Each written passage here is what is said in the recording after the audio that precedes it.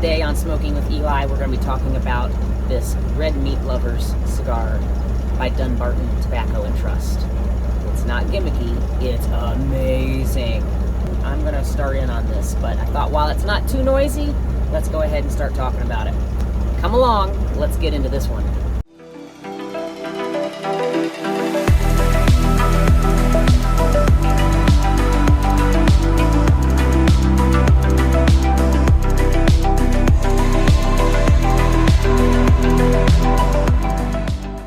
Alright everyone, this week on Smoking with Eli, I'm going to be having a crack at this Red Meat Lovers cigar that is so good, made by Dunbarton Tobacco and Trust.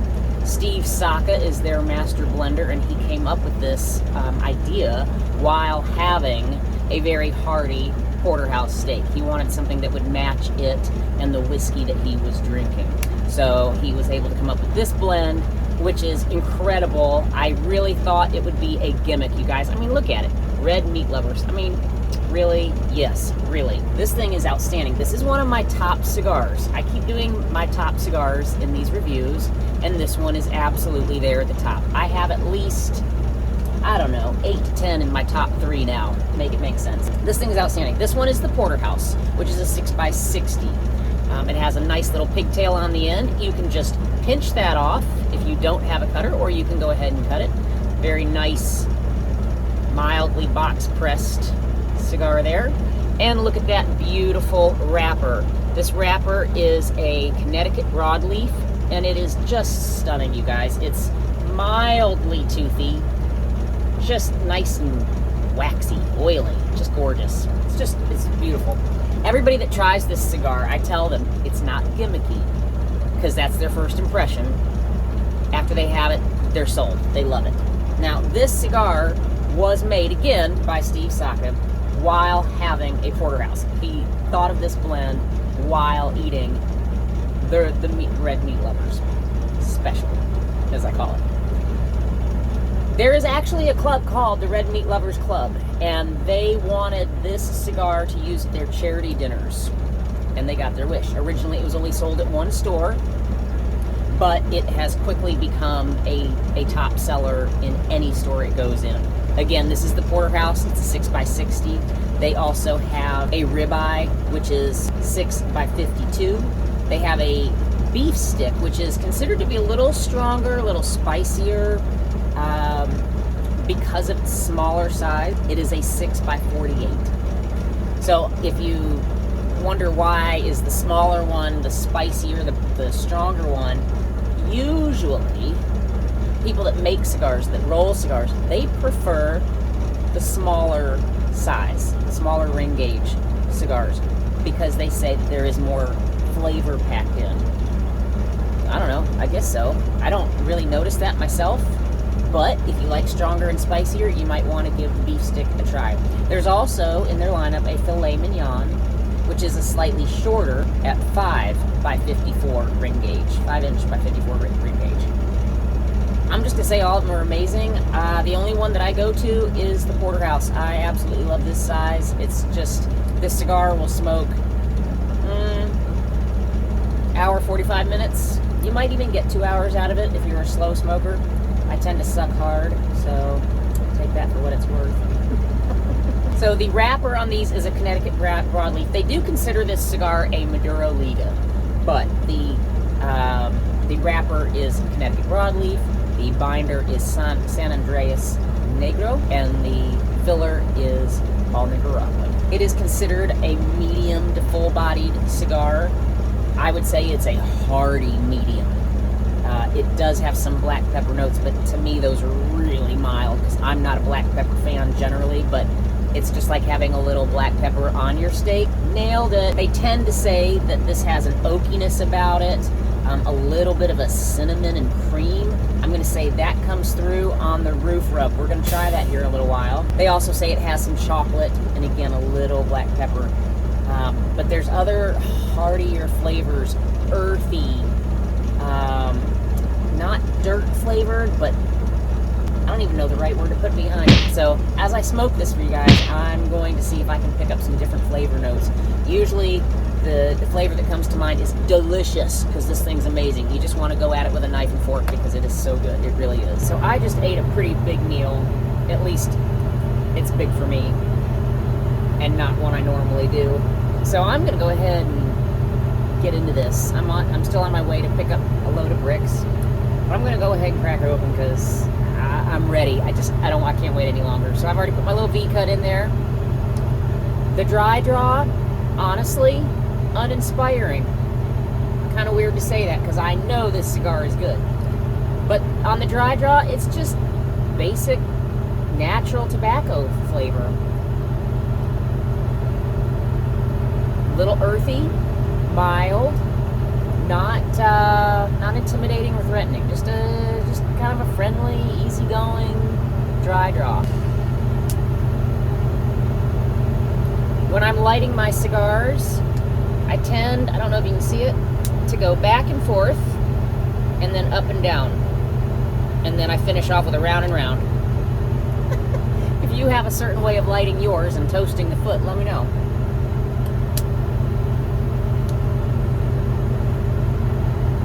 That way I have found I get the most even burn across the foot.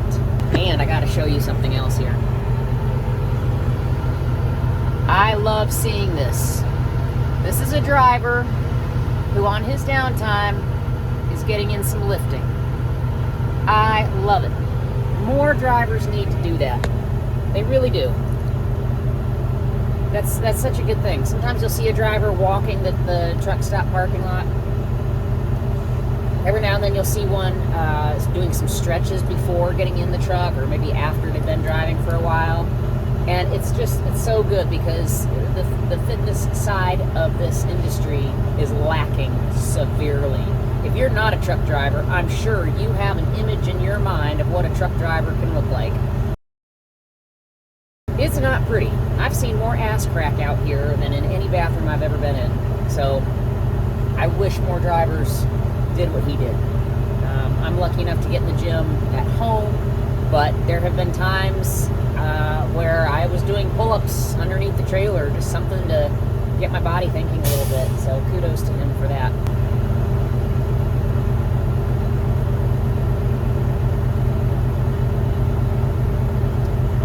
All right, on the inhale, let me change that. On the draw, you get that oakiness that they talk about. You do get the oakiness. That's probably the earthy flavor that I'm getting. On the retrohale, the cinnamon. Punch you in the face, a little bit of cinnamon. Boom. Just a touch of the black pepper with it, but not awful to the nose by any means. On the roof rub, I definitely get the espresso or the chocolate. Some people will take dark chocolate and move it over to espresso or vice versa. I don't really get a chocolatey taste yet, but an espresso. It's nice. A little nutty.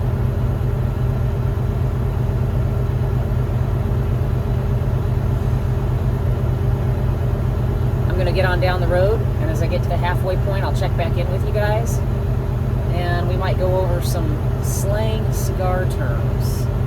Not necessarily slang, just words in the know. All right, so I'm really enjoying this cigar, as usual.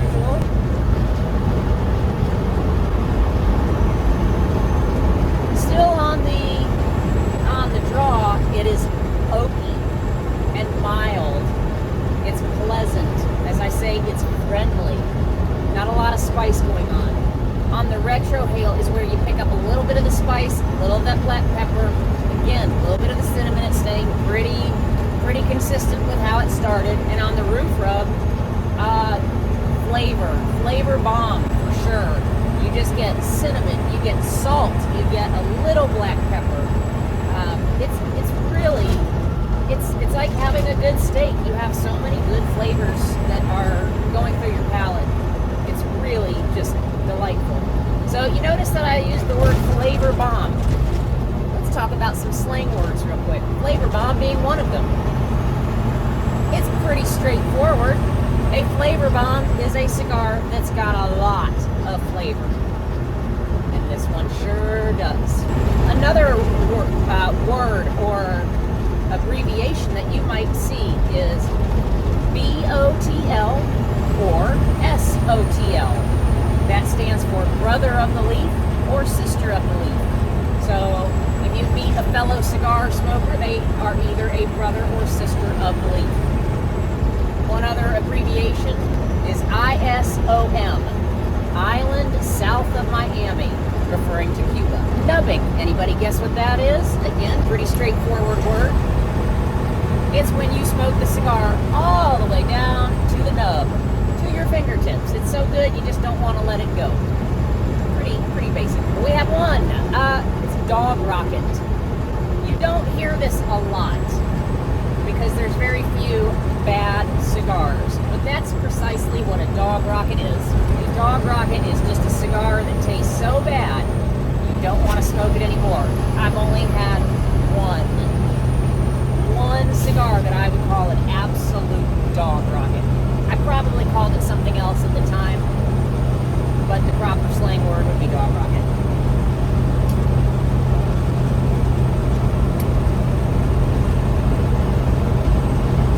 So there's one, stogie. Many people use the word stogie. Where does it come from? We all know that it means a cigar, but it actually comes from, and I found this interesting, a town in Pennsylvania, Conestoga, Pennsylvania, which is home to a lot of Amish people to this day, but it's also where a lot of covered wagons went through in the 1800s. And the men in particular, maybe there were some women, we hope there were some cool women back then, I don't know. But they would roll these homegrown, long, slender cigars, and they got called stogies because they were on the Conestoga wagons. They had a very strong smell about them, and you could smell them from the next wagon up, you know, somebody enjoying a good stogie. So a little history on that very commonly used word. A herf. You might think that stands for a herfador, but it is not. And a herfador is a carrying humidor, travel size. A herf relates to a gathering of cigar enthusiasts enjoying their cigars. So let me know in the comments below if you've ever been part of a herf. One of the other words that is kind of interesting, you see it in writing, but you don't hear it used all that much, is cheroot. Cheroot actually seems to have quite a few origins. It is French, Portuguese, and Sri Lankan / Indian. In Portuguese, the word charuto means cigar. Okay.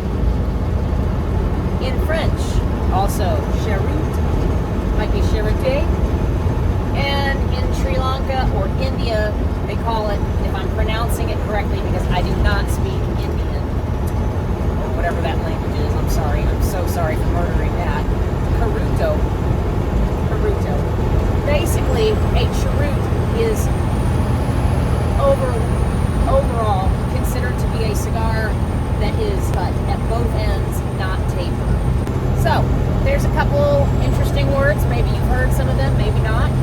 If you have other, I know there's plenty of other slang words that can be used. Sometimes within a small group of people to make up their own word for a particular act, or there's others that are widely used as well. So if there's any that you can think of, again, let me know in the comments below what words you use or what words you hear the most of.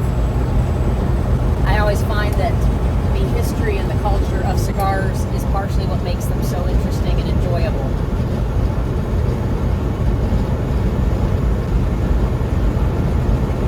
One other note about this particular cigar, it feels really good in your lips. It's that oily wrapper that just sits so well, has just enough traction that it kind of holds itself there easily, comfortably. I would almost liken it to putting a nice chapstick on. You know, it just makes your lips feel good. And this this cigar does just that. It's been a beautiful day here in Ohio. I hope when you're watching this, you're having wonderful weather too. It's not so hot today. I think it's only showing like 75, so 20 degrees cooler than what we've been in. Got my load of brick today. It's a good looking load, and headed back to Tennessee. So I'll be checking back in with you here in just a little while as I get down to the end. We'll see if this very consistent cigar stays consistent. Either way, you gotta go out and try one. Go order them. Price range on these is about $17, give or take, depending on where you order it from. And as a shout out, if you live in the Chattanooga surrounding areas, we are getting a Cigars International. It sounds like it will be open on July 13th. So if you are in the area, you need to come check it out. If you've never been in a Cigars International store, you gotta go. If you're passing through, come by. It is in East Ridge, Tennessee. Technically, if you're going 75 north, it'd be the first exit in Tennessee. And it's just off to the right. It's across from Twin Peaks and Bass Pro. If you know where those are, you'll know exactly where to go. But go look them up. I'm excited. I will be doing a review there as well, and probably a lounge tour. I have my good friend Victor, who I've known many years. He has known James and I since we first started dating. He is incredibly knowledgeable with cigars, and he is one of the most entertaining and artistic bartenders I've ever seen. So you need to go in, say hi to Victor, tell him Eli sent you, and go enjoy a good cigar. They're going to have a really nice indoor and outdoor lounge with a bar. So you know Mama will be there. So I'm getting down into the final third of this cigar. It's still nice, very consistent. The black pepper does come about a little bit stronger, not only on the draw, but also on the retrohale. You also get it a little bit on the roof rub. However, even though I don't like black pepper, it kind of works with this cigar. Just like, again, some black pepper works on a steak. It really is nice. There's nothing to complain about with this cigar. There's just not. I would smoke this all day long if I could. If I could afford a box of these, I would have one every single day. It's really delightful. So all I can say here is go get yourself one. Try it if you haven't already. Let me know in the comments below after you like and subscribe to this channel if you have had it, and or if you get to try it and you like it. I hope everyone really does have a great weekend. I have some bike videos coming out. I've got some more truck videos coming out, so I got some more things in the pipeline. And I'm so sorry for the week or so that I don't get a video out. Work really has been hectic, and then of course we're building the house. That's going to be quite a few videos coming up as we get work done. And I am going to be nubbing this cigar today.